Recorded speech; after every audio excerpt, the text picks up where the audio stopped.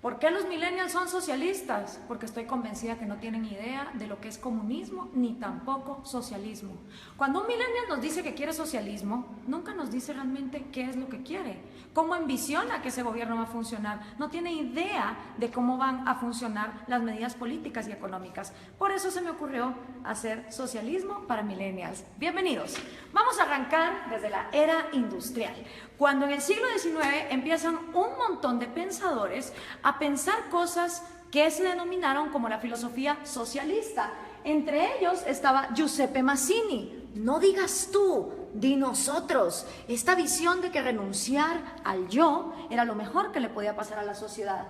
También Pierre-Joseph Proudhon, que dijo, la propiedad es robo. Estos dos contemporáneos inspiraron a Carlos Marx y a Federico Engels. Carlos Marx y Federico Engels se conocieron en 1843, 5 años antes de que escribieran el Manifiesto Comunista. Carlos Marx, hijo de padres judíos que dejaron la religión judía y se convirtieron al protestantismo, fue expulsado de Alemania, de Francia, de Bélgica, hasta que finalmente se va a Inglaterra, y en Manchester, junto con Federico Engels, un burgués, un hijo de industriales, ellos dos pues hacen el Manifiesto Comunista y describen el capital.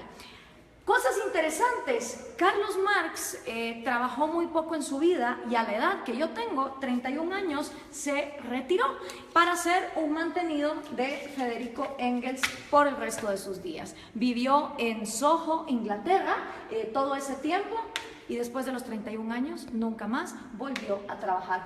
Estos dos personajes creyeron que habían descubierto el agua azucarada y que la época que estaban viviendo era una época única en la humanidad. Dicho en las palabras del mismo Carlos Marx, de este libro, The Politics Book, comunismo es el enredo de la historia resuelto. Para ellos el comunismo venía a resolver todas las luchas históricas. Según Marx y Engels, después de ellos la historia no volvería a ser la misma. Pero pensemos un poco en cuál era el mundo industrial en el que se movían Carlos Marx y Federico Engels. Para empezar, la filosofía que estos dos señores hicieron estaba inspirada para Alemania e Inglaterra, países industriales que tenían una gran industria que estaba cada vez más creciendo, no para países agrícolas. Y resulta que ni Inglaterra ni Alemania pusieron jamás en práctica las teorías de Marx ni de Engels tampoco. Quienes las pusieron en práctica fueron países agricultores que no contaban con las particularidades que Carlos Marx decía deberían de ser lo primero que debería haber, que es capital, manufactura e industria. En los países que más adelante vamos a ver, nos vamos a dar cuenta que no se puso en práctica. Además de esto, pensemos un poco en el mundo de estos dos señores. El mundo en el que se mueve Carlos Marx y el mundo en el que se mueve Federico Engels, 1848, es un mundo donde la esclavitud todavía era legal en Estados Unidos y en Europa, donde las mujeres no podíamos votar, prácticamente no teníamos ningún derecho porque éramos consideradas demasiado idiotas como para trabajar y votar. Era un mundo donde no había aviones, no había teléfonos, no había electricidad, no había inodoros, no había tampoco radios, no había televisión, no había satélites en el espacio, no había la mayor cantidad de profesiones que hoy por hoy existen en el mundo. Era otro mundo. Era una época donde estos dos hombres tuvieron la arrogancia de decir, de aquí para adelante la historia ya nunca va a cambiar. Ellos no tomaron en cuenta los avances tecnológicos, pensaron que la industria y esa época de los miserables iba a quedarse ahí para siempre. ¿Y en qué se basa esta crítica que estamos haciendo de el comunismo? Pues se basa en la crítica al proyecto de Gotha, escrito por Carlos Marx, El Capital, también escrito por Carlos Marx en 3 tomos, que por cierto el segundo tomo se imprimió luego de que Marx haya muerto, él ni siquiera lo vio publicado, y por supuesto el Manifiesto Comunista.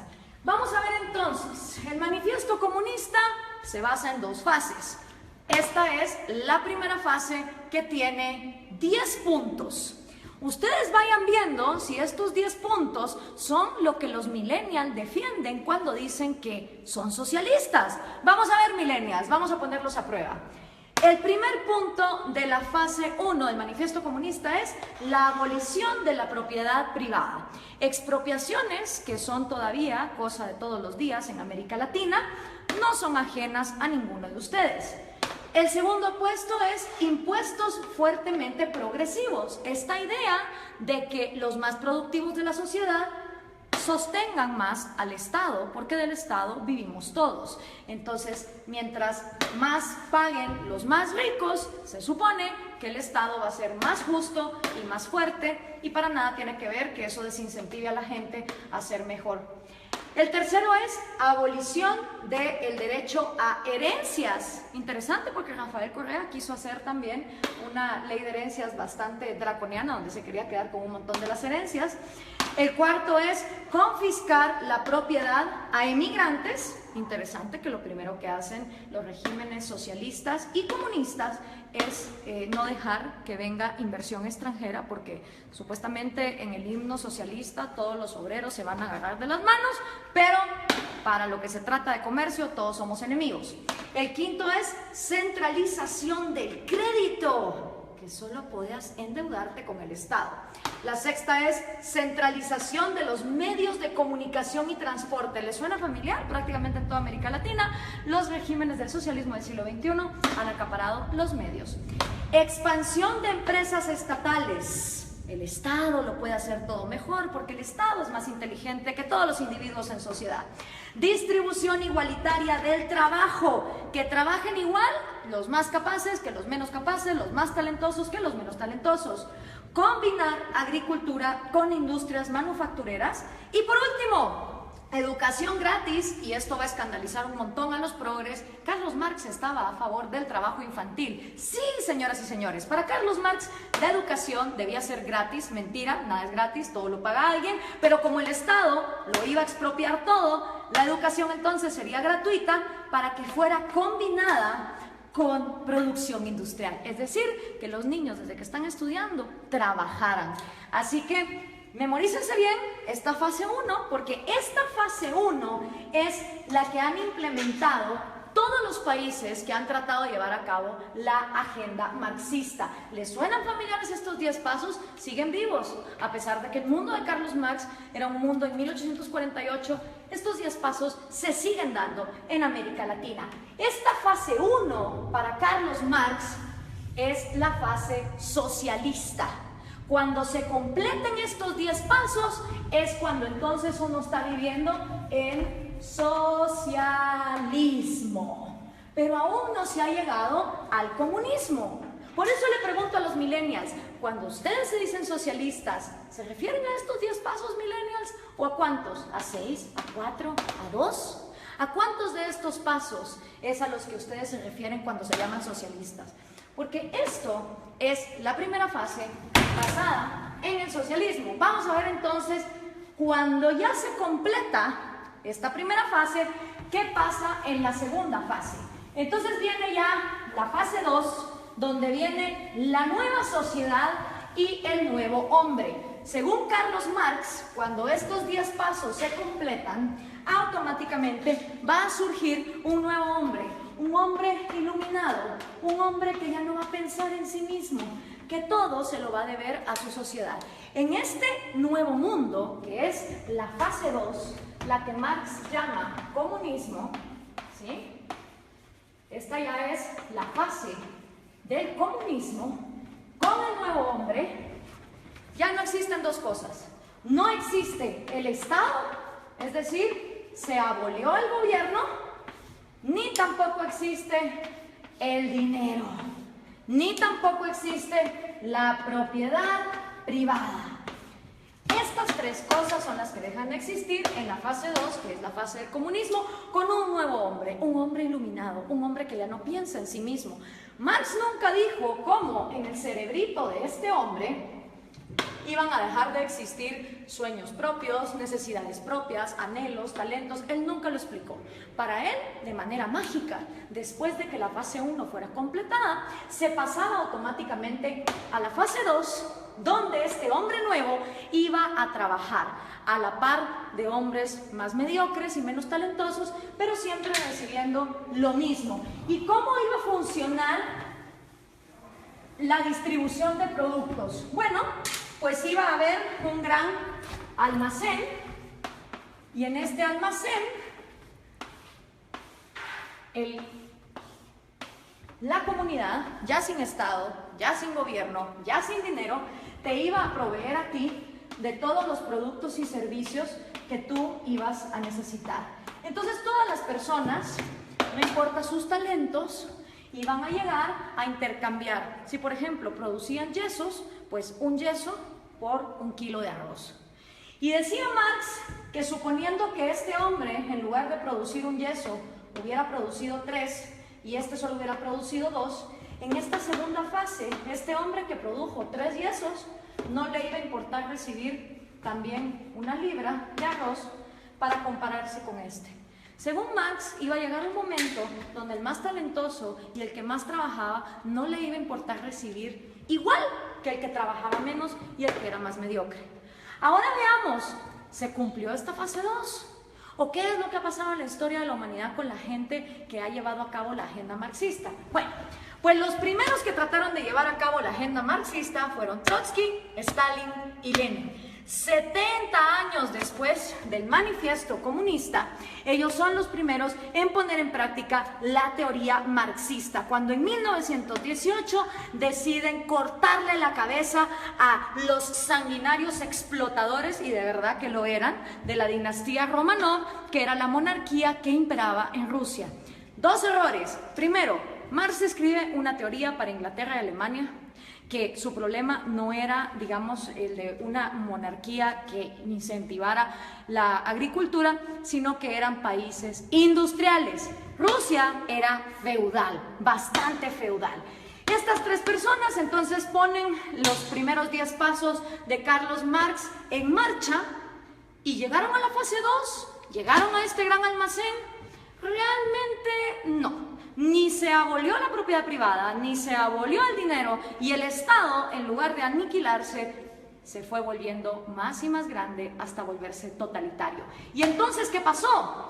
En toda Unión Soviética se desplegaron los gulags. Cada uno de esos puntitos rojos que ustedes ven ahí son los gulags, los campos forzados de trabajo. Claro, desgraciadamente en esa época no había Twitter, no había Facebook, no había Instagram, entonces era muy difícil tener récords de las atrocidades y las violaciones a los derechos humanos que se daban en estos campos de concentración en condiciones de temperatura bastante salvajes y teniendo a la gente hasta lo último en el punto de inanición. Y para darles un ejemplo concreto, aquí hay una foto del Gulag de Ucrania, que era una parte fundamental para el sustento económico del Imperio Soviético, ya que producía 80% del carbón, 85% del hierro y el 70% de los metales. ¿No les suena familiar Venezuela? A ustedes que con el petróleo los tienen similar así. Después de la Unión Soviética, y que ojo, nunca se llegó a la fase 2 de comunismo, podemos decir entonces que lo único que hubo en Rusia fue socialismo, porque nunca se llegó a la fase 2. El siguiente sanguinario que quiso poner a prueba el comunismo fue Mao Zedong en China. En 1948 entra el Ejército Rojo y Mao hace su propio experimento con 2 atrocidades que aniquilaron a más de 60 millones de personas, que fueron el gran salto adelante y la revolución cultural, que básicamente era una manera de implementar los 10 pasos del manifiesto comunista y que llevaron al peor genocidio que la humanidad jamás ha visto. Y por supuesto, esta idea se trae a casa, y los primeros en traer la casa en su propia versión de Trotsky, Stalin y Lenin son el Che Guevara, Fidel Castro y Camilo Cienfuegos. Cosa interesante, Camilo Cienfuegos y Trotsky, siendo los intelectuales más moderados de este movimiento, fueron asesinados, este por Stalin y Camilo por Fidel Castro. Hasta en eso se parecen estos modelos, donde tenemos sanguinarios que traicionan a sus propios amigos cuando no se vuelven tan pues crueles y dictadores como ellos. Ahora veamos la línea. Entra Fidel Castro a Cuba y obviamente Fidel Castro sigue influyendo en la región. Aquí lo tenemos con Evo Morales y con Hugo Chávez, que traen el refrito, el socialismo del siglo XXI.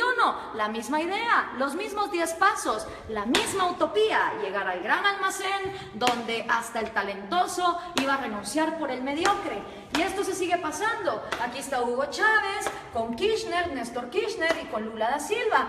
Y por supuesto sus nuevos reciclados, Dilma Rousseff, que acaba de ser destituida, Mujica, Cristina Kirchner con Hugo Chávez. Si podemos ver, la línea es directa, las ideas son las mismas, es la misma receta y el resultado es el mismo. Entonces, ¿por qué los millennials insisten en ser socialistas? No me cabe la menor duda que es porque no conocen su historia, no tienen idea de lo que significa el socialismo, ni tampoco tienen idea de que el comunismo llega hasta una fase 2 que nunca antes se ha dado. Veamos algunos resultados por acá. Tenemos la cantidad de muertos que el comunismo ha producido. En la Unión Soviética 20 millones, en China 65 millones, en Vietnam 1 millón.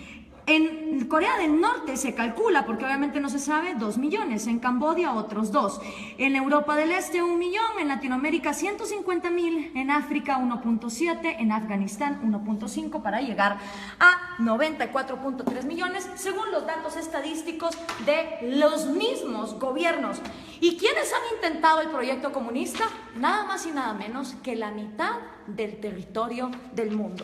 Entre los países que han intentado el proyecto comunista están la Unión Soviética, Ucrania, Bielorrusia, Azerbaiyán, Georgia, Turkmenistán, Uzbekistán, Armenia, Kazajistán, Kirguistán, Letonia, Lituania, Moldovia, Estonia, China, Vietnam, Laos, Alemania Oriental, obviamente. Está también Hungría, Checoslovaquia, Rumania, Yugoslavia, Albania, Bulgaria, Corea del Norte, Cuba, Camboya, Etiopía, Angola, Mozambique, Nicaragua, Afganistán y por supuesto Venezuela, si tomamos en cuenta lo que se ha llevado a cabo. ¿Cuáles son tus probabilidades de toparte con el comunismo? Son increíbles. Imagínate que vos podés tener antepasados de Hungría o antepasados de Cuba y vivir en Guatemala y te vas a haber topado con el comunismo. Las probabilidades de que un ser humano se haya topado con el comunismo, una historia comunista, son de 1 en 2. Porque como les explicaba, de todo el mundo, la mitad del territorio de la humanidad ha intentado este experimento. Y el resultado no ha sido esa fase 2, no ha sido esa panacea de ese hombre iluminado, ese hombre que deja de pensar en sí mismo para solo pensar en los demás. El resultado ha sido lo que George Orwell nos describió hace tanto tiempo en La rebelión en la granja.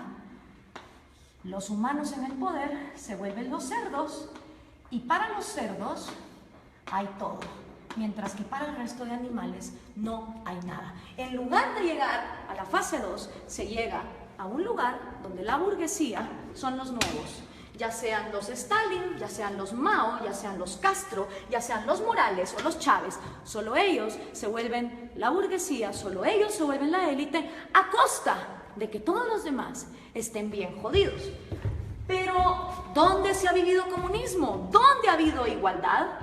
Pues miren, un lugar en el planeta donde hubo igualdad de miseria fue en los campos de concentración de Alemania. Porque ahí, como ustedes se pueden dar cuenta, todos eran iguales de miserables. Obviamente ahí no había propiedad privada, no había dinero, era la panacea. Y Viktor Frankl, que no se lo contaron, él lo vivió, él estuvo en un campo de concentración, uno de los psicólogos más reconocidos del siglo XX, hizo un llamado muy interesante. Everything can be taken from a man. Cualquier cosa puede ser tomada de un hombre, excepto por una. La última de las libertades del hombre. Exigir la actitud que uno va a tener en cualquier set de circunstancias para escoger uno su propio destino. Quiero hacer énfasis en esta frase porque lo que está aquí diciendo Viktor Frankl es que la mayor libertad del hombre reside que aunque esté en estas condiciones, uno va a decidir con qué actitud va a enfrentarse a la vida. Pero ¿qué podía saber Carlos Marx de estas cosas? Regresemos a 1848, ni siquiera Freud, con su psicoanálisis, que ya está bastante desprestigiado, había empezado sus estudios. Tampoco Darwin. Se creía que la histeria de las mujeres se podía quitar con electroshock. La psicología estaba en pañales. ¿Qué sabía Carlos Marx del cerebro humano? ¿Qué podía saber Carlos Marx acerca de un hombre nuevo que tuviera en su cerebro la capacidad de dejar de pensar en sí mismo? Hablemos entonces de sus predicciones, que fueron completamente nefastas. La primera predicción de Marx: va a haber más países comunistas que no comunistas. No se cumplió. Hoy hay más países excomunistas que actualmente comunistas. La segunda predicción de Marx: la máquina va a acabar con el proletario y el proletario va a vivir en la miseria. Tampoco se cumplió. Hoy por hoy, en el siglo XXI, existen muchas más profesiones y muchos más puestos de trabajo, tomando en cuenta que las mujeres ya podemos votar y ya podemos trabajar, que las que existían en su época, con lo cual su segunda predicción tampoco se cumplió. Hoy por hoy, de cada 7 personas vivas, 6 ya no viven con $1 al día, como era en la época de Marx, donde había mayor pobreza igualitaria. Y otra también de las predicciones de Marx es que el comunismo, en donde fuera implementado, iba a pasar a la fase 2. Y esa tampoco se cumplió. Ninguno de los experimentos comunistas han llegado jamás a la fase 2. Nunca abolen ni la propiedad privada para los gobernantes, obviamente para todos los demás sí. Nunca se abole tampoco el dinero, ni mucho menos la propiedad privada.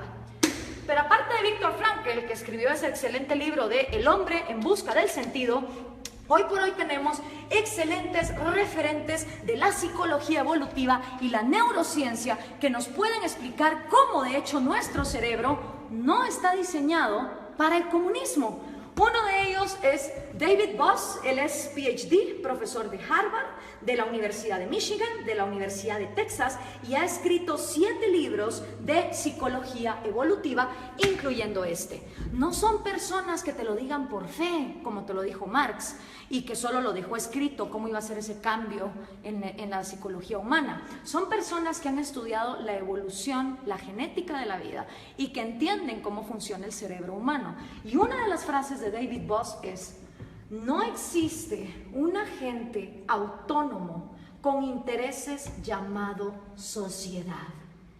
Esto es una imposibilidad lógica.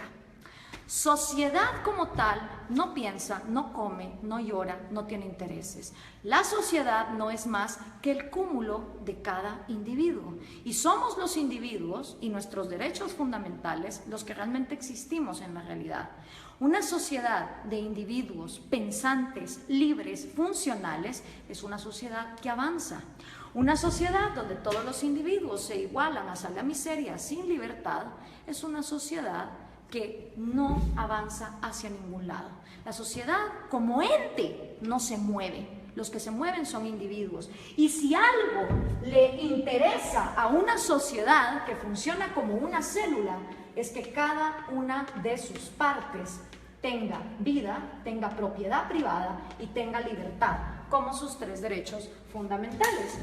Pero si eso no fuera poco, Steven Pinker, que también es un PhD, él se ha ganado el premio de la Academia Nacional de Ciencias a la mejor investigación en Inglaterra en 1993. También se ha ganado el premio de la Sociedad Cognitiva de la Neurociencia en el 2010 y ha sido 2 veces finalista del premio Pulitzer. Escribió el libro ¿Cómo funciona nuestra mente? Y una de las frases de Steven Pinker es: el mejor argumento contra el totalitarismo es reconocer una naturaleza humana universal, que todos los seres humanos tenemos un deseo innato por la vida, la libertad y la búsqueda de la felicidad. ¿Qué quiere decir esta frase? Que todas las personas, nazcamos donde nazcamos, en el país en el que nazcamos, en la cultura en que nazcamos, traemos 3 deseos innatos: el amor por nuestra vida, el amor por nuestra libertad y el amor por la propia búsqueda de la felicidad. ¿Qué significa eso? Que ustedes, si quieren buscar su felicidad, emprenden su propia vida como les diera la gana. Ahora, todos estos conocimientos de neurociencia que tienen David Boss o Steven Pinker, obviamente Carlos Marx no lo sabía, porque la psicología y la neurociencia no se habían desarrollado, no habíamos avanzado en la ciencia como para descubrir el ADN. El otro gran error de Marx, él pensó que en su época ya se había descubierto todo, y no era así. Entonces, al tener estos conocimientos, es inaudito, es inexplicable que los millennials sigan siendo socialistas. La única manera en que me lo explico es que los millennials no tienen ni idea de lo que es socialismo, ni mucho menos comunismo. Y yo, que también soy millennial, pero de la primera generación, de esos que todavía vimos los cassettes y que sabemos cómo funcionan, tenía 5 años cuando cayó el muro de Berlín. Y me acuerdo como que fuera ayer de ver a esas personas celebrando y preguntarle a mi papá, ¿qué se está celebrando ahí? Me dijo, ahí se está celebrando que tenían a una población dividida a la mitad porque de un lado querían salir y no los dejaban. Si una idea es tan buena, no puede ser obligada hacia una cierta población. Y en todo lo que hemos visto aquí, lo único que hemos visto es obligación, hemos visto miseria, hemos visto genocidio. En la libertad no hay garantías. Yo no estoy aquí vendiendo una utopía ni una panacea. En la libertad hay riesgos y puedes perder como puedes ganar. En la libertad también existe la libertad de no participar en el mercado. En un país que vive en libertad, si hay un grupo de personas que quieren vivir como hippies e irse a una montaña y no ser parte del mercado y no tener propiedad privada, son libres de hacerlo. En un país comunista, si uno intenta meter una zona franca de libre comercio en alguno de sus puntos, va a parar a la cárcel o va a parar desaparecido. Esa es la diferencia entre vivir en un lugar donde se garantice la libertad y donde no se garantice. Esta utopía basada en el hecho de que el ser humano debe renunciar a su autoestima y a su amor propio para contribuir a su sociedad, es completamente errada por lo que la historia nos ha comprobado. Y lo único que logra son élites de cerdos, tal cual los describió George Orwell, que se quedan con todo a costillas de un pueblo que pierde lo más importante que todo ser humano tiene, que es su libertad. Espero esto les sirva a los millennials para entender qué es el socialismo y qué es el comunismo. Gracias por compartir.